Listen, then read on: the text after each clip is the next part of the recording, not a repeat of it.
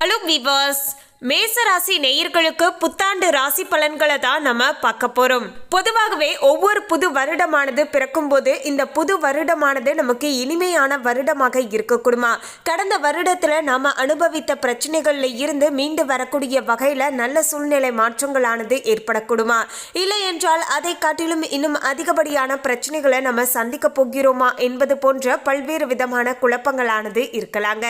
அப்படிப்பட்ட நம்முடைய அனைத்து விதமான குழப்பத்தையும் தீர்த்து வைக்கக்கூடிய வகையில தான் இந்த ஒரு வீடியோ பதிவானது அமைய போகிறது. ஆமாங்க, பிறக்க போகின்ற 2026 வருடம் முழுவதும் மேசராசி நேயர்களுக்கு எப்படி அமைஞ்சிருக்கு என்பது குறித்து பார்க்கலாங்க. ஏனென்றால் 2025 வருடமானது மேசராசி நேயர்களுக்கு கலவையான வருடமாக அமைஞ்சிருக்குங்க. முதல் 5 மாதம் ஓரளவுக்கு சாதகமாக இருந்தாலுமே அடுத்தடுத்து வரக்கூடிய நாட்கள்ல குடும்பங்கள்ல ஏகப்பட்ட பிரச்சனைகள், மருத்துவ ரீதியான செலவுகள், உடல் ஆரோக்கியத்துல பிரச்சனைகள் என்று ஏகப்பட்ட விஷயங்களை பார்த்தீங்கன்னா சந்தித்து இருந்திருப்பீங்க. இனி வரப்போகின்ற 2026 இதெல்லாமே சரியாக கூடுமா, நல்ல மாற்றமானது ஏற்படக்கூடுமா என்பது குறித்து தெளிவாக பார்க்கலாம். அதோடு மேசராசி நேயர்கள் இந்த வீடியோவை பார்க்கக்கூடியவங்க ஓம் முருகா போற்றி அப்படிங்கிற இந்த திருமந்திரத்தை கமெண்ட்ஸ்ல 3 முறை டைப் பண்ணிடுங்க. முருகப்பெருமானுடைய ஆசீர்வாதத்தால பிறக்க போகின்ற வருடம் உங்களுக்கு இனிமையான வருடமாக அமையக்கூடும். அதுக்கு முன்னாடி இன்னும் நம்ம சேனலை சப்ஸ்கிரைப் பண்ணலன்னா சப்ஸ்கிரைப் பண்ணிடுங்க. அப்படியே பக்கத்தில் இருக்கக்கூடிய பெல் ஐகானையும் பிரஸ் பண்ணிடுங்க. வாங்க வீடியோக்குள்ள போகலாம். மேசராசி நேயர்களே, மேசராசி அன்பர்களுக்கு 2வது ராசியில 2026 ஆண்டானது பிறக்க போகிறது. யோகாதிபதியான சூரியனுடைய நட்சத்திரத்துல இந்த ஆண்டானது பிறந்து உள்ளதால தைரியமான முடிவுகளை நீங்க எடுப்பீர்கள். எந்தவித விஷயமாக இருந்தாலுமே நம்மளால முடியும் அப்படிங்கிற அந்த மன தன்னம்பிக்கையானது இருக்கக்கூடும் அப்படின்னு சொல்லலாங்க. எங்க சென்றாலுமே ஜெயித்து காண்பீர்கள் அப்படின்னு சொல்லலாம். எந்த இடத்துலையுமே பார்த்தீங்கன்னா உங்களுடைய போராட்டத்தோடு ஒவ்வொரு விஷயங்களையுமே நீங்க செய்துட்டு வருவீர்கள் அப்படின்னு சொல்லலாங்க. எந்த இடத்துலையுமே தோல்வியை ஒத்துக்காம தொடர்ந்து கடினமான முயற்சிகளை போட்டு உழைப்பீர்கள். அதற்கேற்ப பார்த்தீங்கன்னா நீங்க ஜெயித்துமே காண்பீர்கள் அப்படின்னு சொல்லலாங்க. தயக்கம், தடுமாற்றம் போன்றவை எல்லாமே விலகக்கூடிய ஒரு அருமையான ஆண்டாகத்தான் வரப்போகின்ற 2026 புது வருடமானது மேசராசி நேயர்களுக்கு அமைஞ்சிருக்குங்க. எல்லோர் மத்தியிலையுமே நீங்க பிரகாசமாக திகழ்வீர்கள். ராசிக்கு யோகாதிபதியாக இருக்கக்கூடிய குரு பகவான் இந்த ஆண்டு முழுக்க மாறி மாறி உங்களுக்கு அமரப்போகிறார்.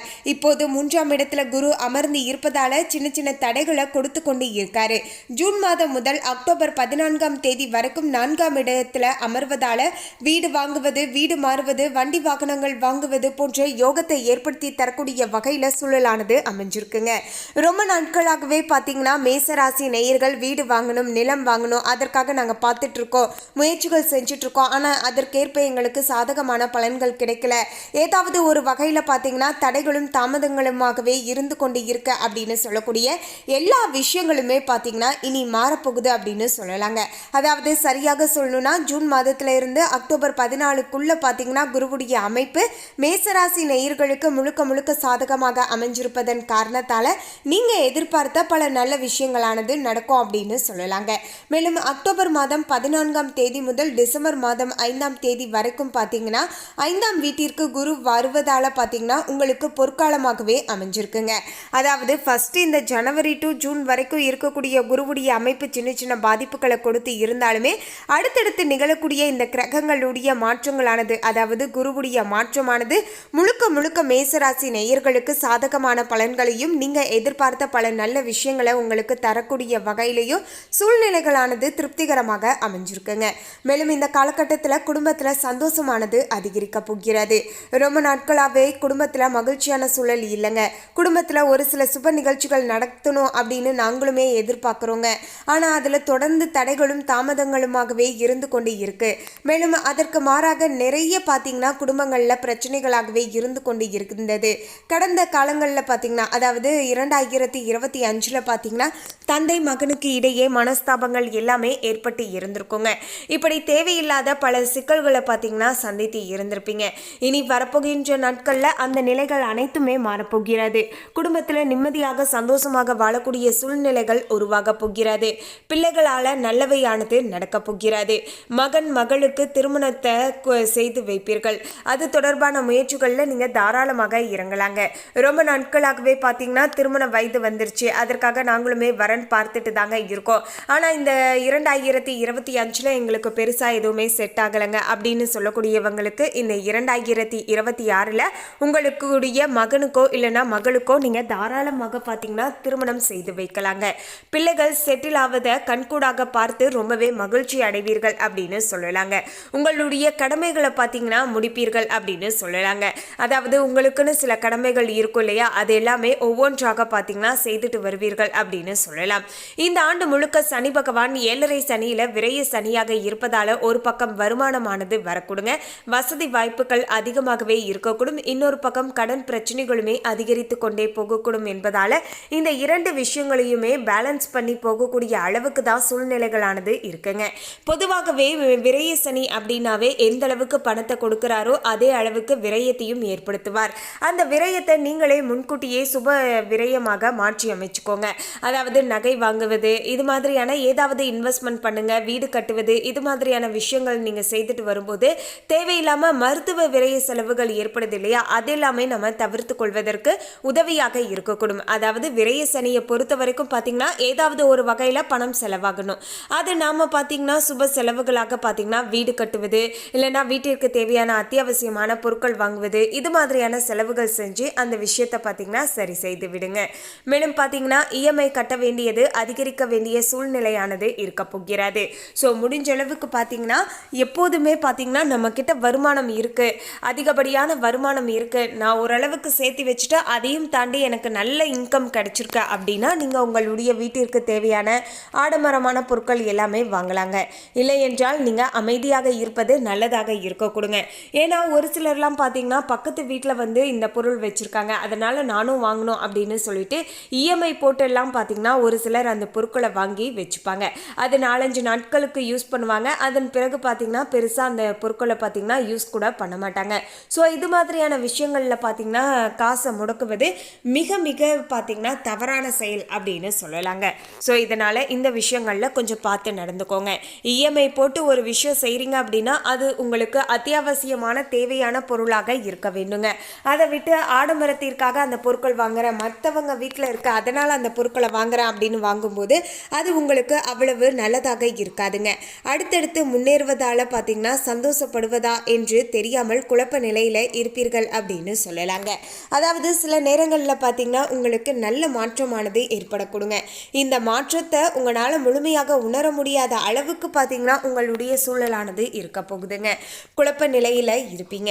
அதனால் ஆடம்பர செலவுகளை குறைத்து விட்டு சிக்கனமாக இருந்தால் கடனை ஓரளவுக்கு பார்த்தீங்கன்னா உங்களால் குறைக்க முடியுங்க. ஏன்னா நம்ம பாட்டு பார்த்தீங்கன்னா பணக்காரங்க போல, அதாவது பணக்காரங்கன்னு இல்லைங்க, நம்முடைய தேவைக்கு மீறி பார்த்தீங்கன்னா நம்முடைய வருமானத்திற்கு மீறி வீட்டில் எல்லா பொருட்களையுமே வாங்கி போட்டு அதை நீங்கள் சந்தோஷப்படக்கூட உங்களால் முழுமையாக முடியாது. ஏன்னா எல்லாமே பார்த்தீங்கன்னா கடன் வாங்கியிருக்கோம், அடுத்த மாதத்தில் இந்த கடனை எல்லாத்தையுமே நம்ம அடைக்கணும், அதற்கேற்ப நம்மக்கிட்ட வருமானம் இருக்கா இல்லையா அப்படிங்கிற மாதிரியான பல்வேறு விதமான குழப்பத்தில் நீங்கள் இருப்பீங்க. ஸோ நீங்கள் வீட்டில் பொருட்கள் வாங்கி வச்சுருந்தாலுமே உங்களுக்கு மன நிம்மதியானது இருக்காது அப்படின்னு சொல்லலாங்க. ஸோ இது மாதிரியான விஷயங்கள் ஏற்படாமல் பார்த்துக்கணும் அப்படின்னு நினச்சிங்கன்னா உங்களுடைய வருமானம் எவ்வளவு அதற்கு தகுந்தாற் போல செலவு பண்ணுங்க.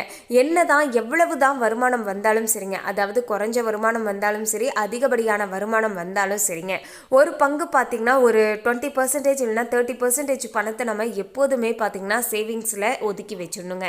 மீதம் இருக்கக்கூடிய பணத்தை வைத்து தான் நம்ம பார்த்தீங்கன்னா நம்முடைய அன்றாட வாழ்க்கையை நம்ம நடத்த வேண்டும்.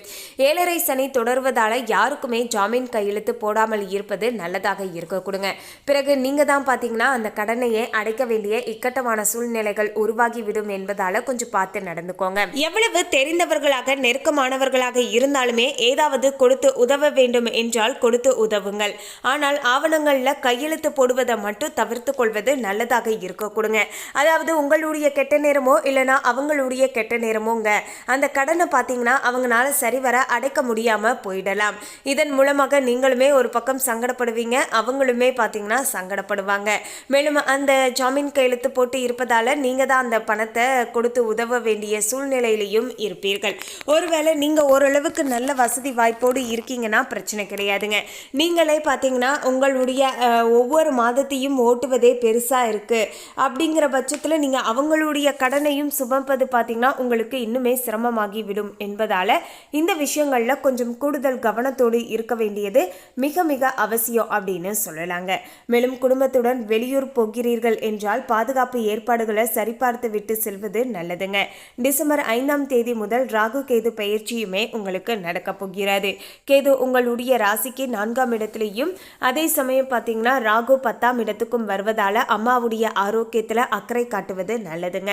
அவர்களுக்கு மருத்துவ பிரச்சனைகள் இருக்கும் என்பதால கூடுதல் கவனத்தோடு பார்த்துக்க வேண்டும். உத்தியோகத்தை பொறுத்த வரைக்கும் இந்த ஆண்டு முழுக்க முழுக்க வேலை சுமை அதிகமாக இருக்கும் என்பதால கவனமாக நடந்து கொள்ள வேண்டிய காலகட்டமாக அமைஞ்சிருக்குங்க. முழுக்க முழுக்க வியாபாரமானது பரவாயில்லை என்கின்ற நிலையானது இருக்குங்க. கடந்த ஆண்டை விட இந்த ஆண்டு அதிக லாபங்களை நீங்க எடுக்கலாம். அதாவது 2025 கம்பேர் பண்ணும்போது 2026 ஓரளவுக்கு உங்களுக்கு எல்லா வகையிலையுமே நல்லது நடக்கக்கூடிய வகையில சூழலானது சாதகமாக அமைஞ்சிருக்கு. மேலும் இந்த தகவலை பற்றிய உங்களுடைய கருத்தை கமெண்ட்ல பதிவு பண்ணுங்க. இந்த தகவல் உங்களுக்கு பிடிச்சிருந்தா லைக் பண்ணுங்க, ஷேர் பண்ணுங்க. இது போன்ற சுவாரஸ்யமான தகவலை தெரிந்து கொள்ள சேனலை சப்ஸ்கிரைப் பண்ணிடுங்க. தேங்க்யூ.